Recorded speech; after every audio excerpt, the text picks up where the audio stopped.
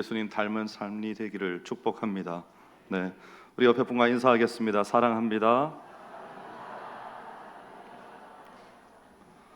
네, 2부 예배 때는 마스크 하신 분이 많이 계셨는데 3부 예배 때는 건강 상태가 비교적 양호하시네요.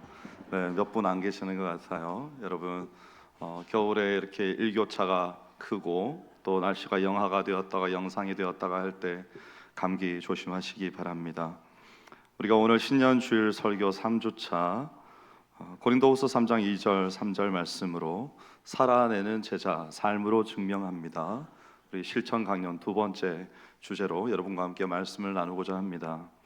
지난주에 우리가 예수님의 멍에를 메고 배우는 참된 삶에 대해서 쉼에 대해서 나누었습니다.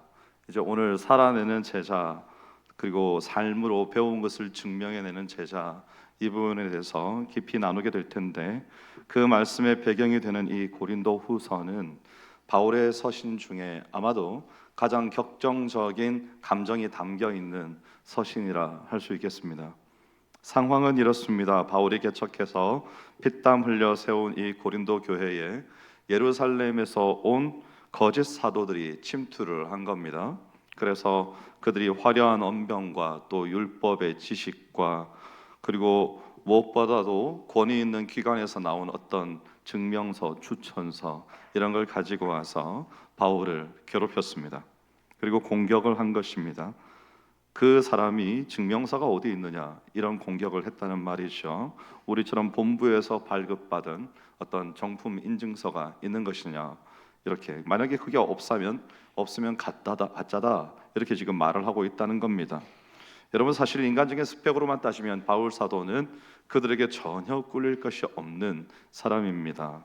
당대 최고 학파였던 가말리엘의 문화에서 배웠고 로마 시민권을 날 때부터 가지고 있었습니다. 율법으로는 흠이 없는 바리새인 중에 바리새인이라고 바울 자신이 스스로 말하기도 했습니다. 맞불을 놓으려면 얼마든지 더 화려한 이력서를 내밀 수 있었는데 바울은 자신의 이력서를 꺼내지 않습니다. 아니요, 꺼내지 않은 것이죠. 왜냐하면 복음은 종이 문서 위에 글자로 증명되는 것이 아님을 그가 누구보다도 더 잘 알고 있었기 때문입니다. 이 상황을 우리가 흔히 잘 아는 현대의 수술실 환경으로 한번 상상해 보면 여러분의 이해가 빠를 것 같습니다. 두 부류의 의사가 있습니다. 한쪽에는 거짓 사도들이죠. 최고 명문대 졸업장과 화려한 면허증을 가지고 이런 것들을 가슴에 주렁주렁 달고 있는 사람들인데, 그들은 환자를 살리는 수술보다는 돈을 많이 벌기 위해서 또 자신들의 권위를 자랑하는데 관심이 더 많습니다.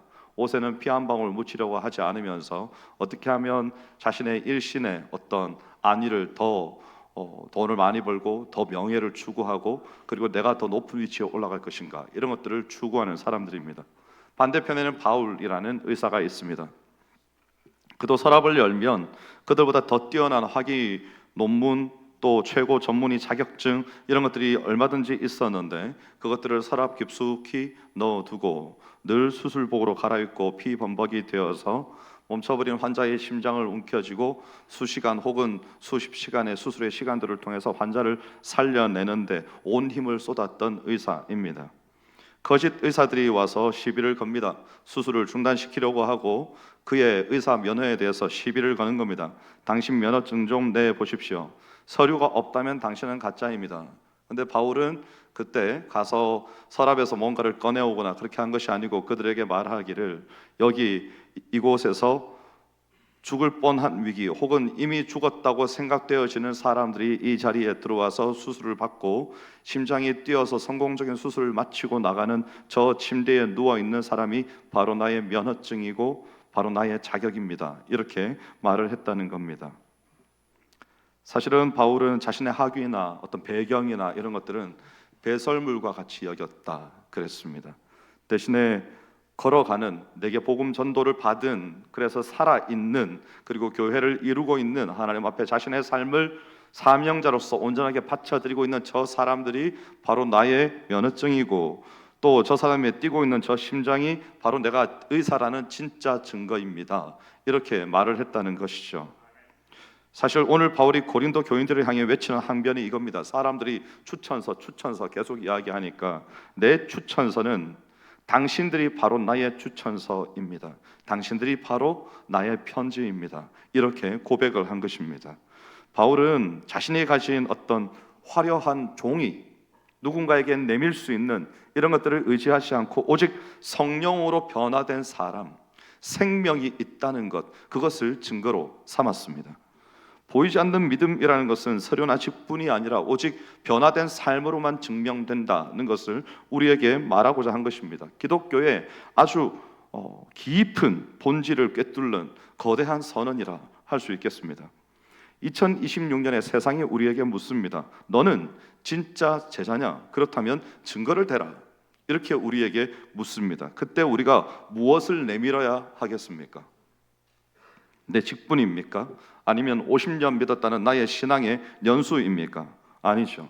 오늘 본문이 이제 우리에게 진짜 답을 주는 겁니다. 3절 말씀입니다. 3절 말씀을 저와 여러분이 함께 읽습니다. 시작. 너희는 우리로 말미암아 나타난 그리스도의 편지니 이는 먹으로 쓴 것이 아니요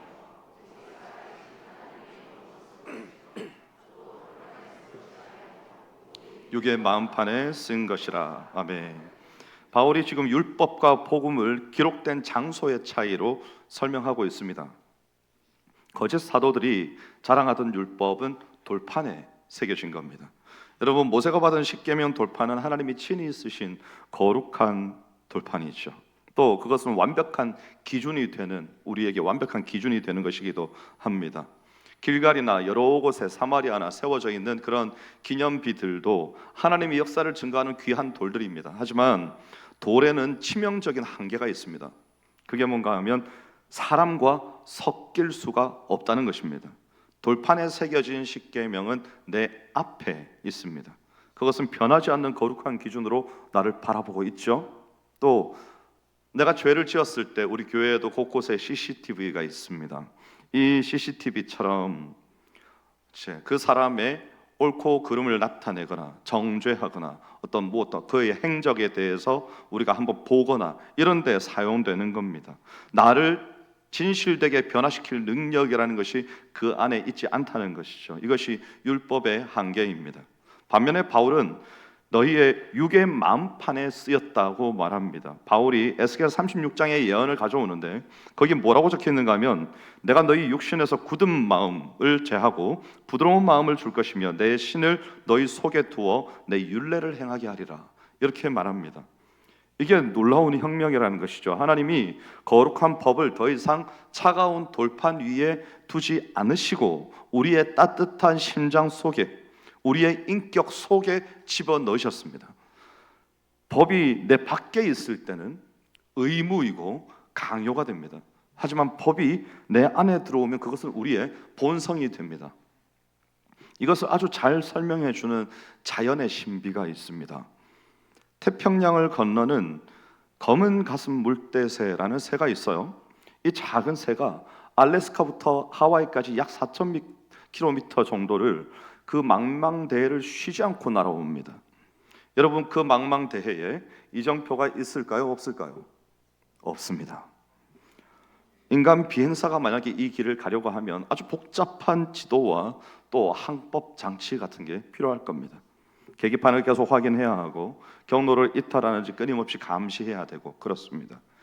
이게 바로 돌판, 이 외부의 법에 의존하는 비행입니다. 근데 이 작은 새한테는 지도가 없습니다. 나침반도 없습니다. 그런데 하와이라는 이 작은 섬을 정확하게 찾아내는 겁니다. 과학자들이 밝혀낸 놀라운 비밀이 있습니다. 이 새의 뇌와 이 몸 속에 지구의 자기장을 감지하는 생체 나침반이 아예 내장되어 있다는 겁니다. 그러니까 새가 지도를 보는 것이 아니고 지도를 품고 태어난다는 것이죠. 그래서 날아가는 것이 힘들지 않습니다. 길을 찾느라 고생하지 않는다는 것입니다. 그냥 자기 안에 본능이 이끄는 대로 날갯짓을 하다 보면 그것이 정답이 곧 길이 되는 겁니다. 여러분, 이것이 우리에게 살아내는 제자의 비밀입니다. 과거의 신앙이 우리가 지도를 들고 다니면서 이게 맞나? 저거는 죄가 아닌가? 이렇게 따지면서 다니는 피곤한 비행이었다면 진짜 제자는요, 신앙이 체질이 된 사람입니다. 누가 시키지 않아도 부모를 공경하고 누가 시키지 않아도 억지로 참는 것이 아니라 저절로 이웃을 사랑하게 되는 것, 나의 인격 속에 이런 것들이 예수님의 이 내비게이션이 장착이 되어서 내장되어 있는 상태, 하나님은 우리를 그런 사람으로 부르셨다는 겁니다. 자, 이제 3절 중간을 한번 보십시오. 3절 중반에 보면 이는 먹으로 쓴 것이 아니요. 자, 그 다음에 여러분이 읽습니다. 네, 돌판에 쓴 것이 아니요 오직 오직 살아계신 하나님의 영으로, 먹으로 쓴 것이 아니고 살아계신 하나님의 영으로 썼다는 겁니다. 저도 가능한 이렇게 필기구를 가지고 다니려고 노력하는데, 여러분, 편지를 기록하기 위해서는 필기구가 필요합니다. 바울이 여기서 두 번째 대조를 보여주는데 바로 먹으로 쓴 글씨 그리고 성령으로 쓴 글씨입니다. 바울 시대의 이 먹이라는 것은 파피루스나 어떤 양피지에다가 그 표면에 잉크로 글씨를 묻히는 거죠. 이렇게 시간이 흐르면 잉크가 흐릿해지기도 하고 습기가 차면 번져서 사라져 버리기도 하고, 그래서 그 품질이 중요했습니다. 무엇보다 잉크는요, 종이의 겉면에 이렇게 겉면에 덧칠되는 겁니다. 그러니까 종이의 성질 자체를 바꾸지 못합니다. 잉크는 거짓 사도들이 자랑하던 추천서가 바로 그런 겁니다. 한낱 어떤 빛바랜 문서 이런 데 불과한 거죠. 화려한 직함, 그럴싸한 학위, 교회 안에서의 어떤 직위, 이런 것들은 우리 인생의 겉면에 쓰여져 있는 잉크와 같습니다. 여러분, 겉모습을 화려하게 꾸며줄 수는 있어도 그 사람의 본질적인 인격을 대변해 주지는 못합니다. 포정해 주지 못하는 겁니다. 잉크로 쓴 신앙이라는 것은 고난이라는 비가 내리면 다 씻겨 내려가 버리고 마는 겁니다. 그런데 살아계신 하나님의 영으로 쓴다는 것은 차원이 다릅니다. 하나님께서 사람을 지으셨을 때 그에게 생기를 불어넣으시니 곧 생명이 된지라 그랬습니다. 살아있는 존재가 되었다는 것이죠. 성령으로 글씨를 쓴다는 것은 사람을 창조하고 변화시키며 새롭게 한다는 것입니다. 잉크는 그냥 종이 위에 얹혀질 뿐이지만 성령님께서는 마치 숨이 우리 폐부 깊숙이 들어오듯이 우리 존재의 가장 깊은 곳으로 침투하시는 겁니다. 그때 우리 안에 뭐가 생겨나는가 하면 이 조회라는 사라지지 않는 하나님의 영원한 생명이 우리 안에서 시작된다는 것이죠. 이것은 마치 하얀 천에다가 붉은 물감을 물과 함께 이렇게 떨어뜨리면 서서히 번져가는 그런 물드는 것과 같고요. 또 거친 비바람을 견디는 나무들, 해가 거듭될수록 계속해서 그 안에 뭐가 생겨납니까? 나이테가 생겨납니다. 거친 비바람과 풍파를 겪을수록 나이테가 더 선명하게 새겨지죠. 성령님께서 우리 인격의 심연에다가 그리스도의 성품을 우리가 고난과 역경을 통과하는 동안에 깊이 새겨 넣으신다는 것입니다.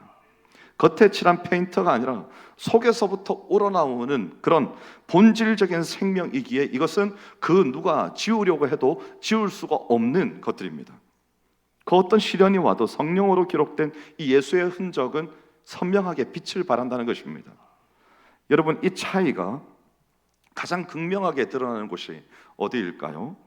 우리가 사랑하는 사람들과의 관계, 특별히 우리의 가정일 겁니다.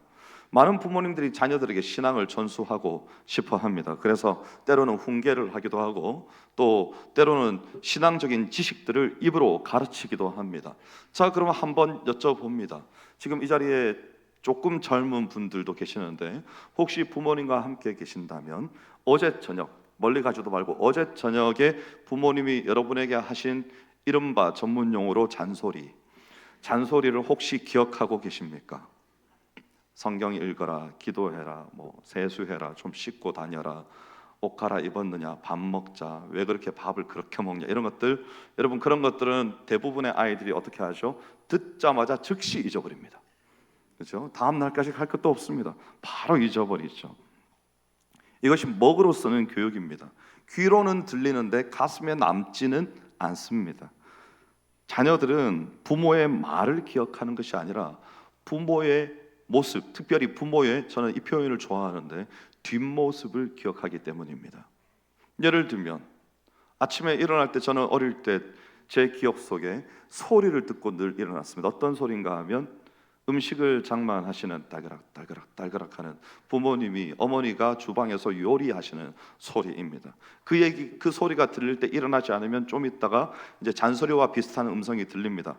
일어나라, 이렇게 이런 음성이 들리죠. 그 음성이 들릴 때 여러분, 하나님 음성을 듣는 것과는 달리 벌떡 일어나셔야 됩니다. 안 그러면 혼나죠. 네, 빨리 일어나셔야 됩니다. 그 뒷모습입니다. 늦은 밤에 자녀들이 다 잠든 다음에 저는 성경을 한참 암송하는 신대원 시절과 그 이후에 몇 년 동안 제가 아주 암송을 열심히 하던 시절이 있었습니다. 그럴 때 이제 우리 아들이 막 태어나서 한참 어릴 때, 아이가 잠들고 나면 혹은 잠들고자 할 때 불 꺼놓고 이렇게 머리에 손을 얹고 아이가 쉽게 이해할 수 있는 고린도전서 13장이나 이런 구절들을 이렇게 암송하면서 채웠던 기억이 몇 번 있습니다. 성경을 암송해두면 그럴 때 좋은 거죠. 암송을 이렇게 조용한 목소리로 귀에다 말씀을 들려주는 겁니다. 그렇게 사실은 힘겨운 삶의 무게가 분명히 있었을 텐데 우리의 부모님들은 원망을 하거나 불평하거나, 물론 그런 모습도 있었겠지만 많은 경우에 찬송하시고, 더 힘들 때는 성전에 나아가 기도하시고, 이렇게 그것을 이겨내셨던 그 뒷모습입니다. 부모님 안에 계신 성령의 향기가 우리에게 배어드는 것이죠. 이것이 여러분 진짜 편지입니다. 2026년에 우리가 말로만 가르치는 신앙이 아니라 여러분의 삶 깊은 곳에서 배어나는 그리스도의 향기로 여러분의 자녀와 여러분의 이웃을 물들일 수 있기를 축복합니다. 이 성령으로 쓴 편지만이 영원히 지워지지 않는 거룩한 유산이 되기 때문입니다. 2절을 한번 보시겠습니까? 너희는 우리의 편지라 뭇 사람이 알고 읽는 바라 그랬습니다. 마지막으로 바울이 이 편지가 누구에게 읽히는가, 이것을 설명합니다. 뭇 사람이죠. 여러분, 이것은 우리 삶의 공공성을 말합니다. 왜냐하면 여기서 뭇 사람이라고 표현했기 때문입니다. 사실 우리 대한예수교 장로회 합동 측을 비롯한 보수교단에서 이 공공성, 그리고 또 하나의 단어를 여러분에게 들려드리고 싶은데 공동선이라는 겁니다. 이런 단어들을 잘 듣기가 힘이 듭니다. 왜냐하면 우리가 다른 교단들에 비해서 좀 말씀과 기도에 많이 집중하고 바깥으로 우리의 시선을 잘 돌리지 못했기 때문입니다. 그래서 다른 사람들이 지역 사회에서 교회를 어떻게 바라보는가, 이게 우리가 가지는 공공성입니다. 이 공공성이, 우리는 누구에게 이것을 투영하는가 하면 연예인들, 정치인들, 이런 사람들에게 이 공공성을 투여해서 봅니다. 그래서 나와는 다른 기준으로 그들을 바라보죠. 그들에게 어떤 도덕적인 흠결이 있을 때 막 벌떼같이 달려들어서 막 물어뜯습니다. 왜냐하면 당신은 이러면 안 되는 거 아니냐, 이겁니다. 근데 그 기준을 누구에게 비춰본다고 생각해야 되는가 하면 교회의 사람들이 공공성이 있는지 본다는 겁니다. 또 하나는 공동선입니다. 공동선이라는 것은 쉽게 설명하면 교회가, 지역사회가 두루두루 공생할 수 있도록 선을 행하고 있는가, 이게 공동선입니다. 여러분이 만약에 이 단어를 처음 들으셨다면 그러면 우리는 좀 우리의 신앙생활에 대해서 진지하게 고민해 보셔야 됩니다. 왜냐하면 내가 그리스도인이 공인이라는 생각을 한 번도 하지 못했다든지, 혹은 내가 내 주위 사람들에게, 내 눈에 밟히는 사람들에게, 우리 주위에 사는 이웃들에게 모두가 함께 상생할 수 있는 공동선을 행하는 것에 대해서 고민해 보지 않았다는 것은 우리가 참된 그리스도인의 삶에서 조금 비껴나가 있을 수도 있다는 것입니다. 여기서 읽는다 그러지 않았습니까? 무사람이 읽는 바라, 알고 읽는 바라. 이 읽는다는 단어는 단순히 글자를 해독한다는 것이 아니고 유심히 관찰해서 파악한다, 이런 뜻입니다. 여러분, 요즘 물건을 살 때 제조사가 써놓은 제품 설명서, 혹시 제품 설명서를 보지도 않고 물건만 꺼내고 바로 버리시는 분들도 많이 계시죠. 제품 설명서를 꼼꼼하게 읽으신다, 신뢰가 안 된다면 한번 거부하시겠습니까? 괜찮습니다. 제품 설명서, 네, 두 분 계시네요. 두 분. 1부, 2부에는 한 3분 정도씩 계셨던 것 같습니다. 제품 설명서를 읽으시는 분들은 정말 대단한 분들입니다. 그 깨알 같은 글씨를 다 읽으신다는 거니까요. 한 10여 개국 이상의 언어로 적혀 있습니다. 제품 설명서. 그리고 제품 보정서, 품질 보정서라는 것도 있죠. 사실 이 제품 설명서를 읽는다는 것은 우리가 지금 봤지만 이 많은 인원 중에 두 분이 손을 드셨거든요. 이 말은 읽지 않는다는 겁니다. 제품 설명서를. 사실은 우리가 우리의 일상에 익숙한 제품들이기 때문에 설명서를 읽을 필요가 없기도 합니다.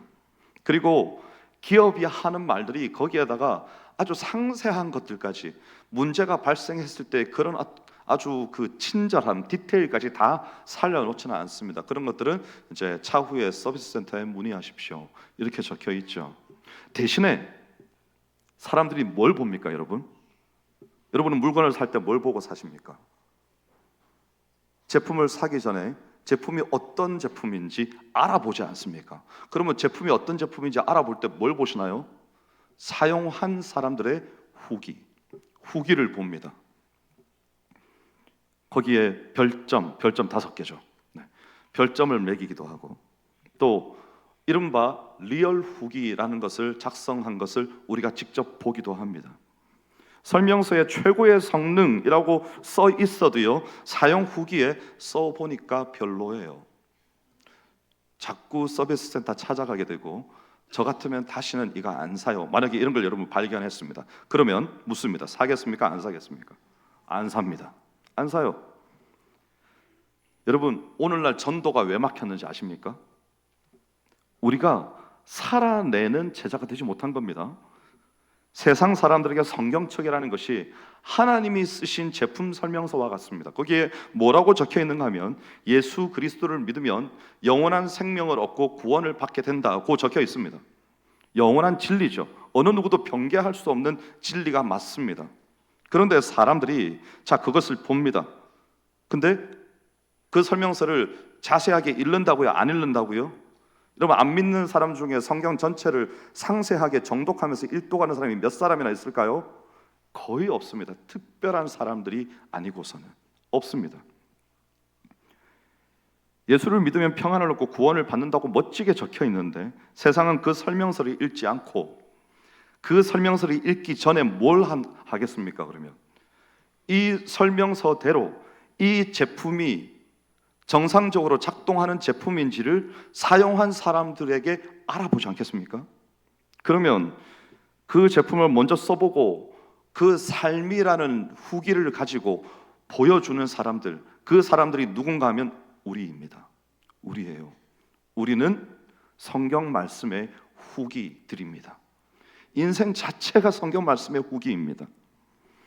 만약에 우리의 표정이 늘 어둡고요, 입술에 늘 불평이 가득하고, 세상이 우리의 삶을 보고 만약에 괴로움과 어둠과 슬픔이 가득한 인생을 보고 별점을 매긴다면 몇 개나 줄까요?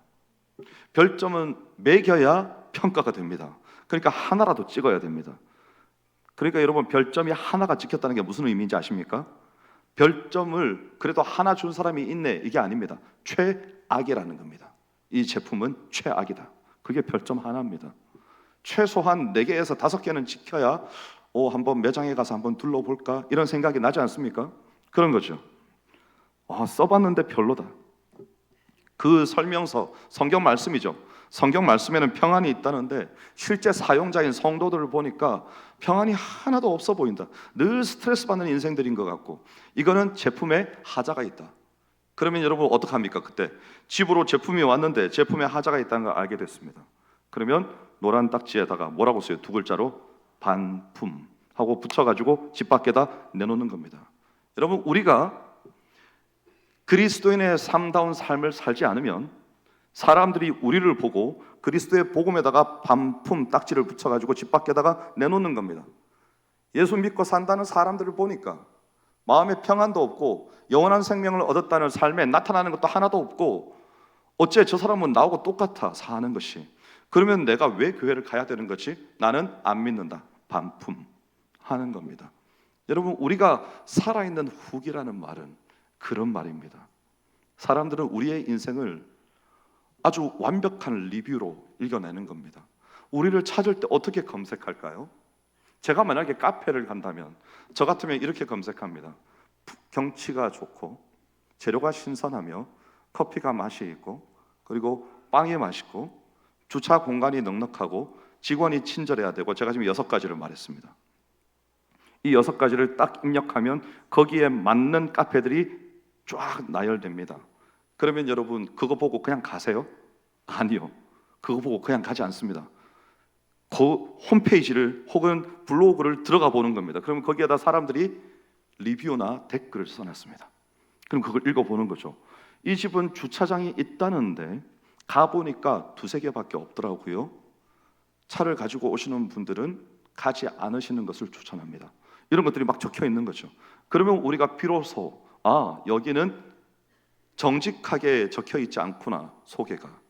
혹은 사람들이 우리에게 어쩌면 우리의 인생을 검색해서 그리스도의 복음이 나타나는 경로나 소개들을 추적해낸다면 여러분에게는 뭘 물어볼 것 같습니까? 당신의 인생에는 하나님의 말씀이 말하고 있는 하나님의 살아계심과 그리스도의 복음의 사명과 그 은혜와 그 사랑이 얼마나, 어디에, 왜, 어떻게 나타나 있습니까? 한번 보여주십시오 라고 말을 하지 않겠습니까? 그러면 우리는 어떤 리뷰들을 보여주시겠습니까? 여러분에게는 자랑스럽게 내놓을 만한 내 인생의 매장은 이런 곳입니다 라고 하나님의 말씀과 성령의 인도하심이 내 인생 곳곳에서 저를 이렇게 변화시키고 이렇게 인도하고 계십니다 라고 무엇을 말씀하실 수 있겠습니까? 여러분, 우리가 이 살아가는 세상 속에서 그런 후기를 남길 수 있어야 됩니다. 다만 세상 사람들보다 착하게 사는 것, 그런 거 아닙니다. 물론 귀하지만 그것만으로는 부족합니다. 베드로전서 3장 15절 말씀해 보면요, 너희 속에 소망에 관한 이유를 묻는 자에게 대답할 것을 항상 준비하라 그럽니다. 여기 순서가 중요합니다. 우리가 먼저 설명하는 게 아닙니다. 여러분, 우리가 먼저 설명하려고 하면 우리는 무례를 범하게 됩니다. 멀쩡하게 지나가는 사람을 갑자기 붙들고는 내가 아는 예수님에 대해서 당신에게 설명하고 싶은데 30분만 시간을 내주시겠습니까? 이러면 뭐래, 저리 가요, 이 사람 왜 이래, 이러고는 가버리지 않겠습니까? 여러분, 그건 무례한 겁니다. 지금 말씀에서는, 여기 베드로전서 3장 15절 말씀에서는 뭐라고 말하는가 하면 세상이, 사람들이 당신에게 물어보게 만들라는 겁니다. 엊그제까지, 금요일까지 혹시 근무하셨습니까? 직장 생활하셨습니까? 제 나이가 올해 50인데 50 정도 되면 어떻게 과장이나 부장 정도 되는 겁니까? 그러면 이제 여러분, 물어보게 만들려면 어떤 말을 들어야 되는 겁니까? 과장님, 아까 그 일이 있었을 때 어떻게 그것을 참아 넘기셨습니까? 너무 궁금합니다. 이렇게 뭔가를 물어주는 인생이 되어야 한다고 베드로는 말하고 있다는 것이죠. 그럴 때 비로소 우리는 말을 할 수 있다는 겁니다. 근데 말을 할 때 또 이걸 장황하게 내가 어떻게 그렇게 할 수 있었는가 하면 너가 평소에 봤다시피 내가 좀 착해, 그리고 내가 교회를 다니는데 우리 교회가 또 어떤 교회인지 알아? 막 이러면서 줄줄줄줄 말을 하면 그냥 입맛이 떨어지는 거예요. 여러분, 짧고 간략하게, 그리고 그 사람이 더 궁금해서 다시 물어보게 만들어야 됩니다. 내 안에 하나님이 살아계시기 때문이고 예수 그리스도의 사랑이 내 안에 있기 때문에 저는 그렇게 삽니다. 이렇게 말했을 때 그분이 또 묻지 않겠습니까? 또 그 다음에 또 궁금하지 않겠습니까? 아니, 지난번에도 그러시더니 오늘도 또 그러시네요. 그 하나님의 사랑이라는 게 도대체 뭐길래 나하고 다른 그런 삶을 살게 만드는 겁니까? 라고 또다시 물어볼 수 있게 만들어야 된다는 것이죠. 여러분, 선교 제한 국가에서 전도를 하는 방법 아닙니까? 뭔가 내가 먼저 전도할 수 없습니다. 불법입니다. 그럼 뭘 할 수 있습니까? 그들이 물어보게 만드는 겁니다. 내 행동에 의아함을 가지고 왜 그렇게 행동하시는 겁니까? 아까 왜 그러셨습니까? 라고 물어봤을 때 그때는 대답할 수 있죠. 제가 그렇게 한 이유는요, 이건 합법입니다. 그렇죠? 전도는 그렇게 해야 되는 겁니다. 여러분, 모두가 절망하는 위기의 순간에 보여줄 수 있는 그 이해할 수 없는 어떤 평안함, 또 남들이 모두가 짓밟는 그런 경쟁의 현장에서 보여주는 도저히 설명할 수 없는 어떤 이유, 우리의 삶에 도저히 해석되지 않는 어떤 지점이 있어야 되는 겁니다. 그래야 궁금해하죠. 여러분이 핸드폰으로 뭔가를 보실 때 이걸 넘기는 건 왜 넘깁니까? 흥미가 없으니까 넘깁니다. 멈추는 걸 왜 멈춥니까? 보고 싶은 게 내 눈에 보입니다. 딱 멈추죠. 이걸 끝까지 보면, 이게 롱폼이어서 긴 광고까지 포함되는데 이걸 끝까지 광고까지 보고 난 뒤에도 마지막까지 내가 이걸 시청했다. 그 사람은 성공한 거죠.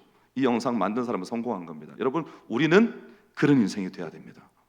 저 사람의 삶을 보니까 주위에서 뭐라고 하는, 잠깐만요. 이분 하시는 말씀에 일리가 있는 것 같아요. 우리 끝까지 들어봅시다. 이렇게 말해줄 수 있는 그리스도인으로서의 삶이 되어야 한다는 것이죠. 주위 사람들이 누가 뭐라고 하면 그들이 막아서서 아닙니다. 내가 보니까 이분은 그럴 분은 아닌 것 같습니다. 우리가 그의 인생을 좀 끝까지 지켜봅시다. 좀 더 긴 시간 동안 함께 해봅시다. 당신 말이 맞는지 내 말이 맞는지 그의 삶을 보고 우리가 한번 판단해 봅시다. 이렇게 말할 수 있는 사람이 되어야 된다는 것입니다. 그래서 여러분, 세상의 논리로는 도저히 설명되지 않는 어떤 신비, 이런 것들이 우리에게 있어야 한다는 것이죠. 여러분, 2026년에 하나님께서 세상 앞에서 우리를 가리키시면서 이 아이가 내 제자다, 그에게서 내가 살아있음을 나타내는 인생을 너희가 보고 있느냐, 이렇게 하나님께서 증언하시는 인생이 되어야 하지 않겠습니까? 우리가 이 신년 설교 3주차에 실천 강령 살아내는 제자를 우리의 마음에 새길 수 있기를 원합니다.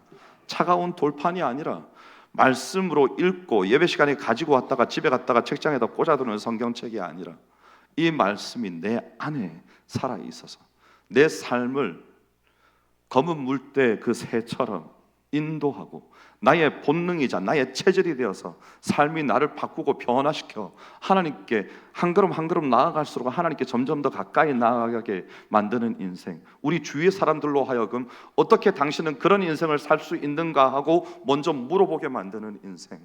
저는 우리 수봉산교회 모든 성도님들의 올 한 해가 2026년이 하나님을 그렇게 나타내는 삶이 되시기를, 그리스도의 복음으로 살아내는 인생이 되시기를 주의 이름으로 축원합니다. 기도하겠습니다.